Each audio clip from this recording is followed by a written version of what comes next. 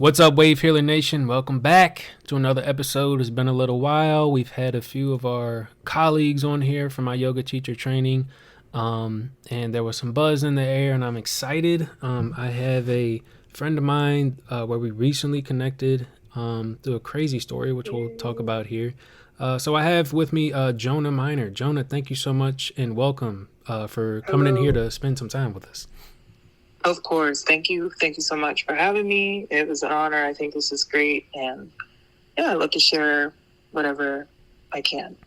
Absolutely. So for those that don't know, Jona and I are both from the Richmond, Virginia area. We went to rivalry high schools, which was crazy. You believe you went to Cortland, right, Jona? Yeah, I went to Cortland. And I went to Caroline. It's in like the Fredericksburg area, just below DC. I was doing my yoga teacher training. One of my friends, our good friend Eric, our mutual friend, told me to come out to this cold plunge in Long Beach. And I went out there, and Jona recognized me right before we got into the water. So we're going to get into all that. But Jona is also a yoga instructor right here at Raw Yoga Studios in Long Beach. Again, Raw Yoga is where Eric and I did our yoga teacher training, our 200 hour, where we just recently graduated in March. And Jona, you've been teaching there for how long now? I've been teaching for 4 years. I got recertified during the pandemic and during 2020. And yeah, I've been doing it since then. But even when we were in Virginia, like back at the gym, American Family Fitness, I got it was personal training and body flow.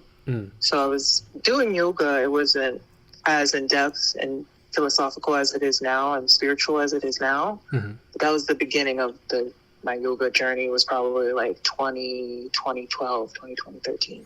Got it. Okay, so let's rewind and start back there. So it's funny you say that because that's where I started doing yoga was at. So Jona and I used to work in American Family Fitness. It's kind of like a group fitness place for my West Coasters. It's like a 24-hour fitness or like a LA Fitness, that type of deal. They're pretty big over there. American Family Fitness is on the East Coast, at least in the Richmond area.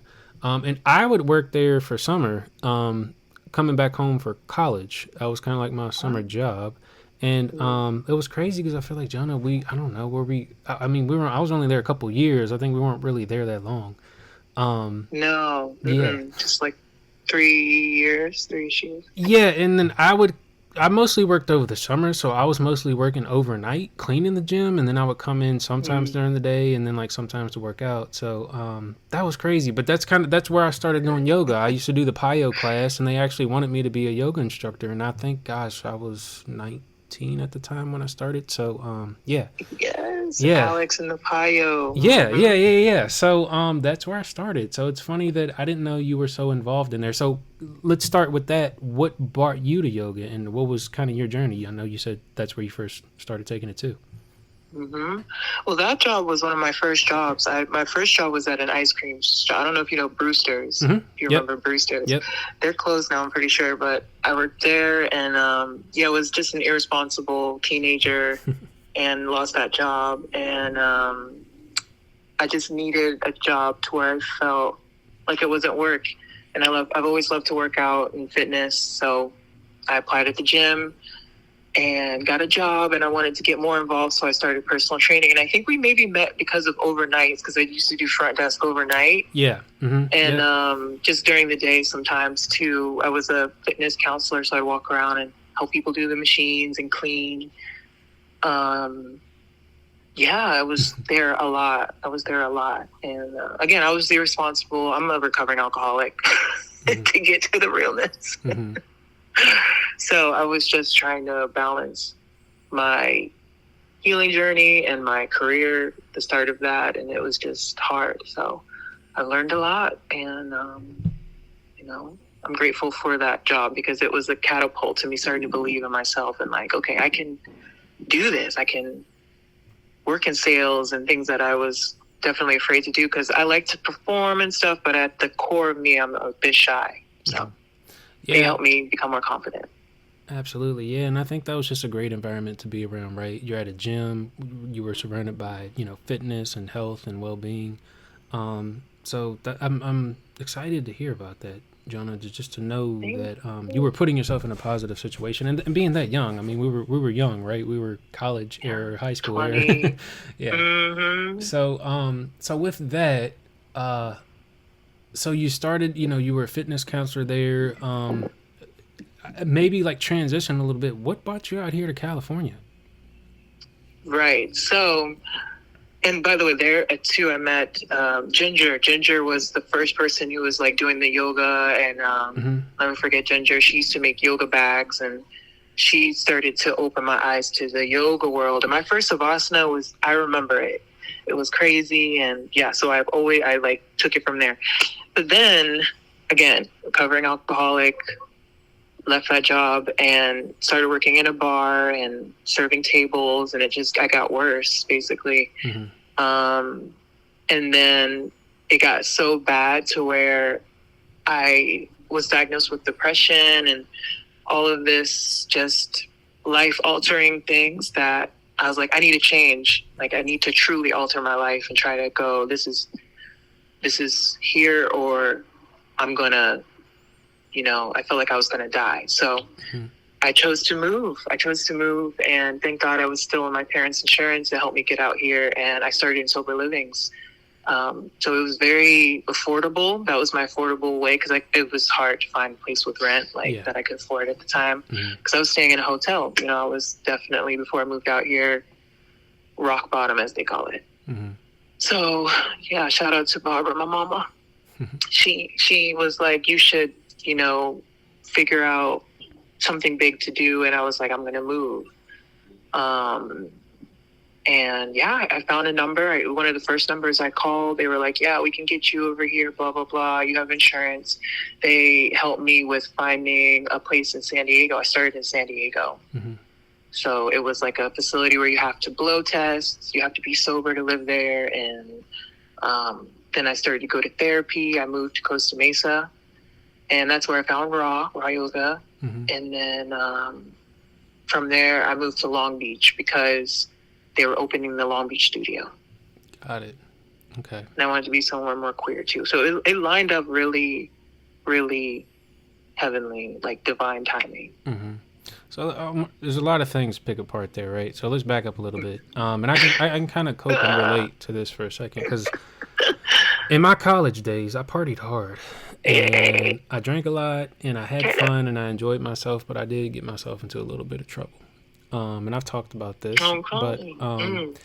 but tell me, Jonah, what led you to the bottle? What were you kind of dealing with, and then how did that kind of mix with yoga? Because you said you were at this good fitness place, and then you were at a bar, and then you kind of what was going on at that time for you? And you were so young too. Mm-hmm. Well, I was still coming out. I was still coming out of the closet as a queer person, and exploring my gender expression, and coming into my gender fluidity. And then also and how I expressed that. I wasn't really out at the gym. Got it. Mm-hmm. But I was just gonna say that's a much harder thing to do in Virginia around 2012 versus here in Long Beach 2024, right? So yeah, it's definitely it was getting much better, obviously, compared to like our parents and stuff, but it was still hard. I would get things like I remember one time at a bar, one of the only gay bars in downtown, called it was on the tip of my head now. I forgot as I was going to say it. I don't want to get it wrong. It was upstairs. You had to walk upstairs, one of the only gay bars, and I got kind of I would get weird race comments, wearing a dashiki or something, and then being like, oh, what's that? Just making a big deal out of everything. Mm-hmm. And it's not like that in California. If they make a big deal out of it, it's because they I think it's because they like it, or like they're wondering where you got it from. But in Virginia, it's kind of like, just why are you wearing that? Like, just little things like that would happen. And it all started to build up, and I was angry. Mm-hmm. I just didn't know how to deal with my anger. Alcohol made me feel strong, so I would drink and then yell at people and get in fights with people that I wanted to when I was sober, but I didn't have the courage. to be healthfully confrontational or, just trying to use my words. Mm-hmm. I used alcohol, and then that became my way to express. So it was bad. So, and embarrassing. If I'm not mistaken, you came to California around 2015. Was that right? 2017. 2017. Got it. Yeah. Okay. So you're in this hostile environment. You know you need a change. You know you're not headed in a good direction as far as just sticking around. And I don't know. For my listeners, I've talked about this. Where we're from, I mean, it's a lot less to do there than it is here in Southern California. So you can get bored, and yes, you could, start to let your mind drift down a path you probably don't want to go. And just, I mean, we both did it. You got to get away, right? Yeah, so, and I love to party, and it's right. like you need a place to go. And I always tell people, like, we would go to the battlefield and drink. Like, you literally just go to a field or go outside somewhere, Lake Anna, and like, I don't know, like there was some things to do, but yeah, totally like that. You go to someone's house, usually, because it's kind of suburban or rural. It's not really city. Like downtown is tiny, Fredericksburg at least. Right. So you come over here, and all the while, I mean, it sounded like yoga kind of stuck for you. How did yoga make you feel, and then how did you bring yoga out here with you? How did you get deeper into that? Yoga made me feel free. Yoga helps me feel free. It's freedom from suffering. Like, okay, a little personal share. I was in jail. I got arrested for a DUI one night. So now I'm like a thug. I'm just kidding. Just one night, and that's all I needed. I ain't never going back. And I tried to do yoga. I did yoga. I was like, what do I do? I'm going crazy. I'm scared. And yoga wasn't an answer. It was something I could do. I did like a Warrior 3, I remember. And like, just tried to be at peace, meditated, just sat there. I was like, contemplating my life. And I do that in yoga. Contemplate the moment, contemplate my body. And it's just healing. It's healing. Even when I was drinking, I would chant and just do yoga, and yeah, it's about feeling good, mind, body, and soul. And I've always been spiritual, grew up in the church, so it had that aspect to it as well that I love. Yeah. Man, there's so many different directions and things I'm going to ask you, but I'm just going to go straight into, you brought that with you, you're out here, you find that this is a thing that, gives you freedom, it gives you peace, it gives you it feels like home in your body when you're doing it. What made you decide you wanted to become a teacher? And where did you do your 200-hour training?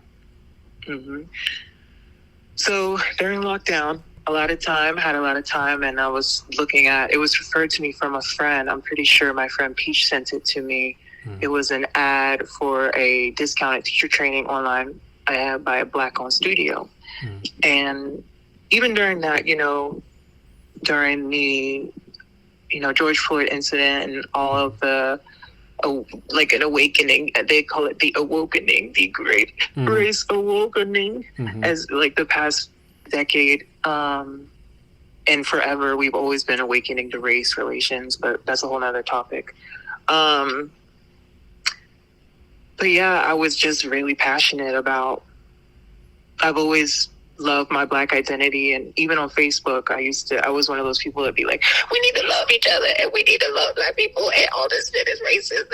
And, I was definitely always trying to use my platform for good at the end of the day. So I wanted to do that with yoga and just try to share that freedom and good time. I love to laugh and dance in class, and it's just a time to feel good. So I want to do that with community. I love people. Yeah, it's funny because I didn't know all this about you, Jona, and I know that every time I see you, happy, smiling, laughing, to your point, and that's just the energy and your personality that you extrude, right? And you share that with us as a gift. So I'm assuming you found that at Raw, and did I miss it? Did you do your teacher training at Raw Yoga? No, it was called Yoga Blue Fitness at the time. I think it's they go by a different name, but they're in Florida. It was an online training with like Zoom meetings, and got it. I had to record like over 10 hours of teaching, and we learned about the Bhagavad Gita and Mahabharata and all the different kind of origins of yoga. So that was really interesting. And that just made me, so I've really been reading it since 2020. I'm still learning a lot and trying to absorb it all and respect it above all. I love Kemetic yoga, you know, the practice of Egyptians kind of taking that practice into their culture too, because I believe it's there as well. As Southeast Asian and Indian and Asian and all the good stuff. So, yeah. I just always am trying to learn. And I did a hot raw training with Raw. And the teacher that told me about Raw was Ali T. And they were doing yoga for people in recovery. And I was like, hey, I literally in her class, I feel like I felt my third eye open or something. Literally, I felt like a rotating disc in my forehead. It was crazy. And I don't know if I told her that. I hope I did. Crying to Aqueous Transmissions by Incubus, like just crying in her class in Savasana. Like it was such a good class. I was like, just yoga it's amazing. It's amazing. So I knew I wanted to work in a yoga studio. So I'm so happy she referred me to Raw. Yeah, and folks, if you don't know, at Raw Yoga Studios, in order to work there, you, especially if you did their training there, you have to have at least 6 months of experience before you get there. So the fact that you've been teaching there for such a long time, Jona, that's a huge accomplishment and not something that's easy to do. So how has that journey been for you, teaching at Raw for all these years? Thank you. Well, it's been I started, I believe, in, I want to say 2021. And yeah, or 2022. Either of those, maybe 2021, and I had been on the sub list or something.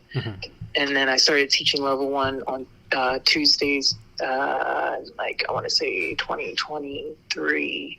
So it's still been a new journey, and I love it.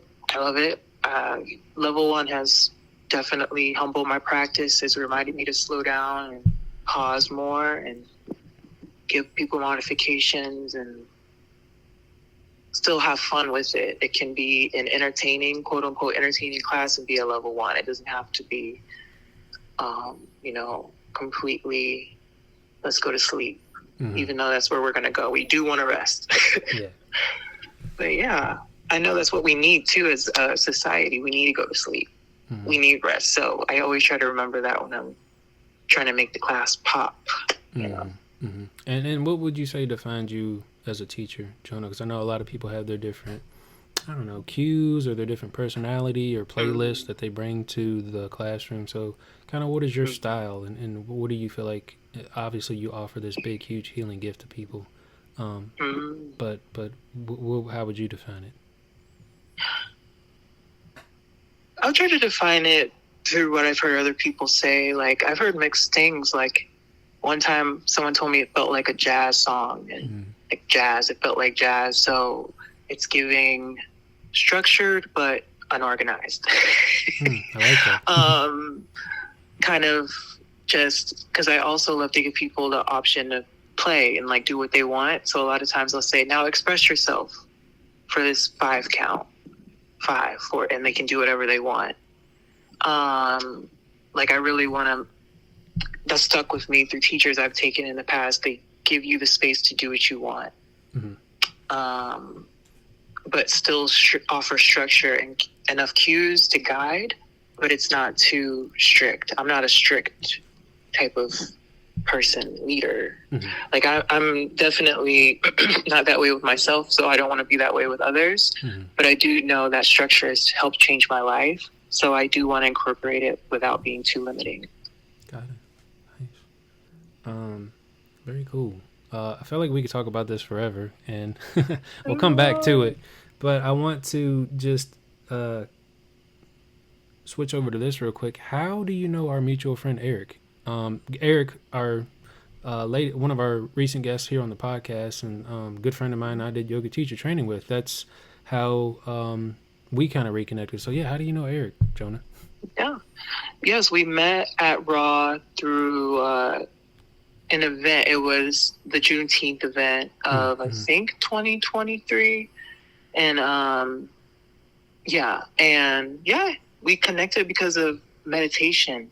Like, we both knew about refuge recovery meetings. It's like a Buddhist AA basically. And yeah, that's how we connected. And it was like, I wanted to start a meditation group, but just things weren't aligning with scheduling and just time. So yeah, but we stayed connected as friends. And yeah, I just love someone to meditate with and just to talk about spirituality and mental health and psychology with. It's great. He's a great guy. He invited me to go to Hawaii with him for his birthday. That was so much fun.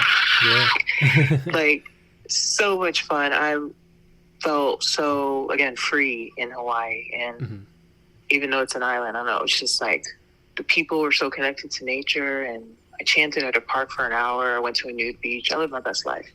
I celebrated Eric. It was great. That's awesome. Yeah, shout out to Eric. Yeah, shout out to Eric. He speaks very highly of you, which how can you not, right? That's kind. So Jona, with that too, that brings us to our reconnection earlier this year, which was, gosh, I know. it felt like yesterday, but it was the beginning of the year. So Eric invites me to a cold plunge event. I go. The day that I go, he couldn't go, so I went by myself. But I went to this group. And literally right before I'm about to get into the water, you came up to me and was like, Justin? And it threw me off. Like, I remember I saw you and I was like, man, this guy looks familiar. But I was like, I couldn't place it. And then you came up to me and I was like, hey. And I was like, wait, what?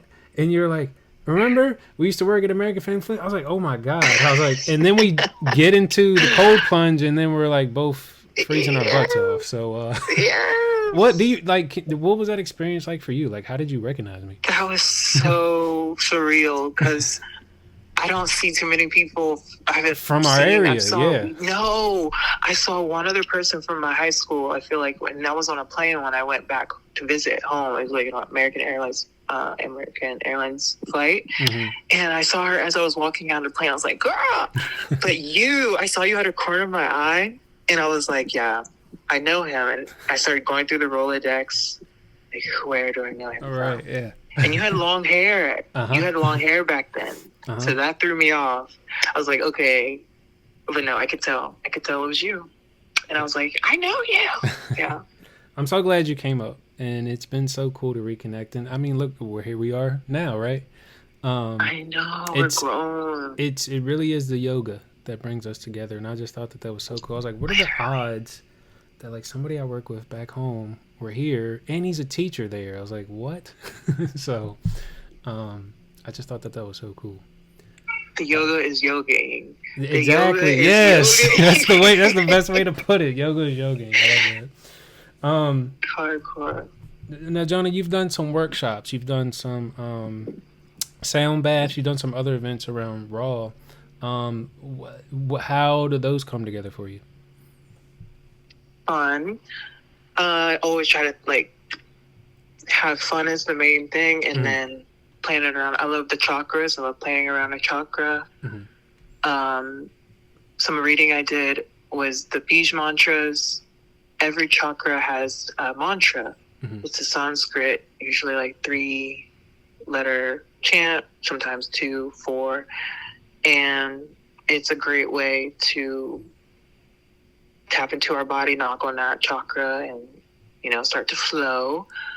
So I've done a couple of inspired by that, and sun salutations, also inspired by Ali T. She's done a forum before. It was like a posture clinic, and I was like, I really want to do the sun salutations, but have it be the traditional, like having to do 108 and then talk about it after. So kind of have like an opportunity for aftercare. Like I feel like our health industry, medical system doesn't have a lot of aftercare. It like takes care of you and then you leave. Yeah. But I'm like, let's talk about it. And like, are you okay? And how did that make you feel? And what do you want to bring into this new season?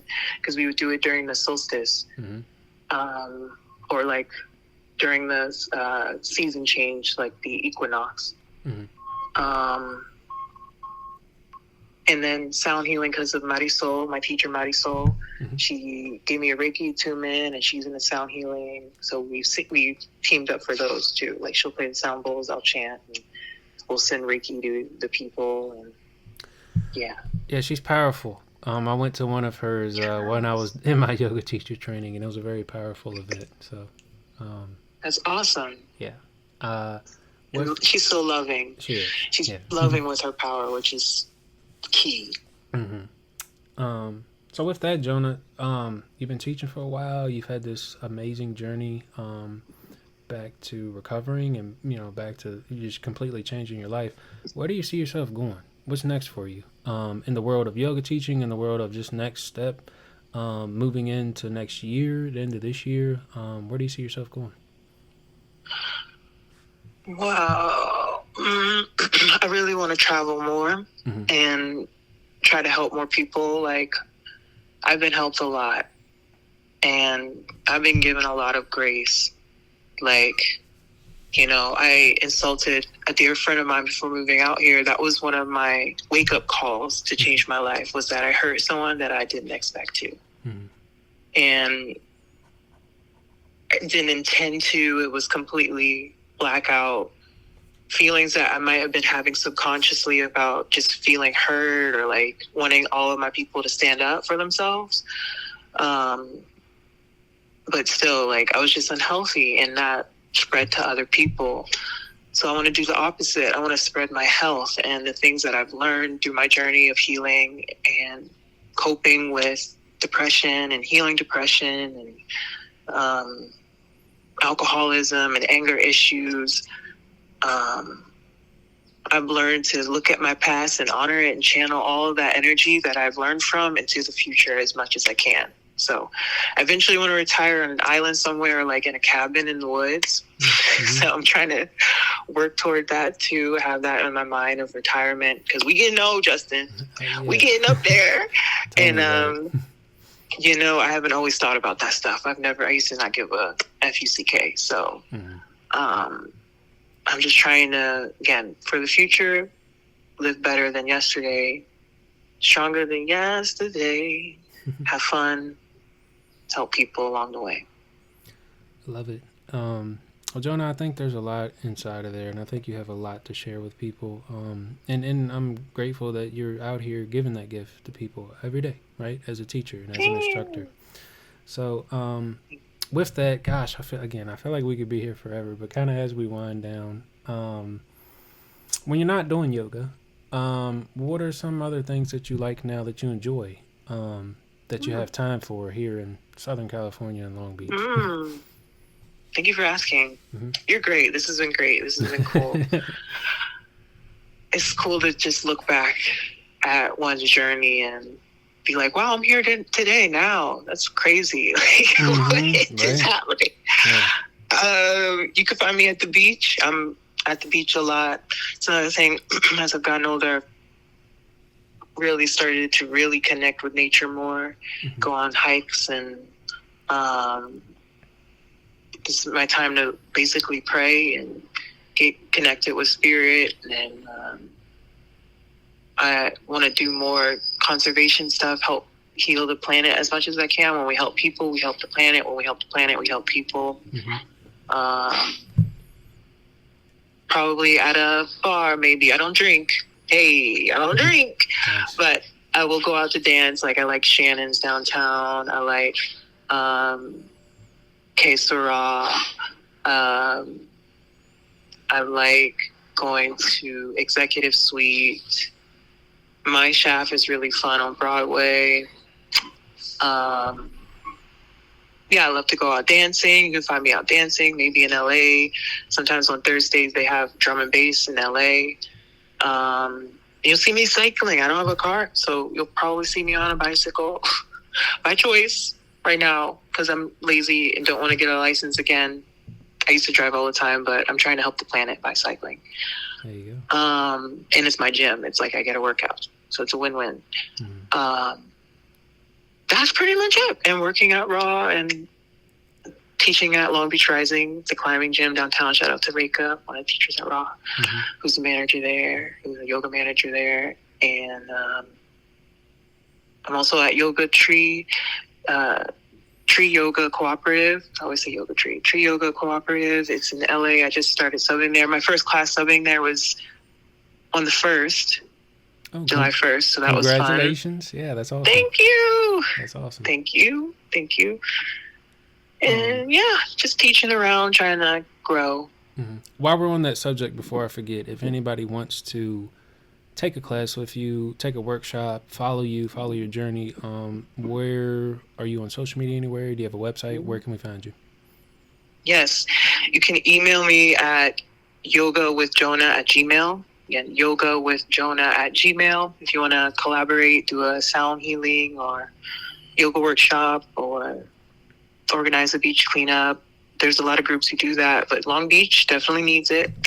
Shout out to the Wave Breaker and all the things that get channeled into this area.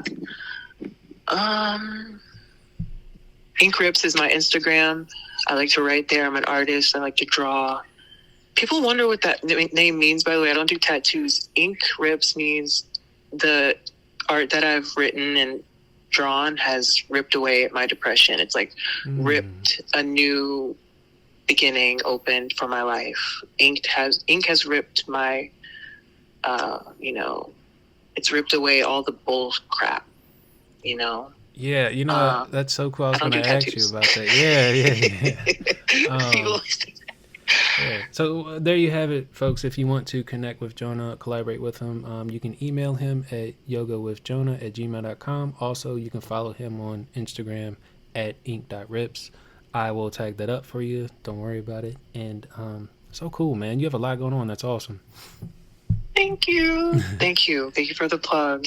Yeah. And Marisol and I, we have a sound healing coming at July 17th at Long Beach Rising. 1 p.m. Can meet there at 1 p.m. And we hope to see people there. We need people there. More the better, merrier. Perfect. I should be back from Mexico by then, so should be good to go. Hey, safe travels. Have fun. Thank you. You're welcome. With that too, Jona, as we wind down here again, last question, and I ask this to all my guests. If there was one thought, wish, hope, prayer, whatever it is, what would you like to leave all the listeners of the Wavehealernation with out there? Peace. Peace in mind, body, and spirit, and hope that even if that peace isn't there or you can't feel it now, hope that it'll be there in the future. Sharing his gifts, teaching us through the microphone. Jona, thank you so much for being here with us. Thank you for your time. This has been so much fun. I'm glad we got to do this, and you're always welcome back. Thank you so much. You're awesome. Jona Minor in here. We are out of here. Thank you guys so much. Until the next episode.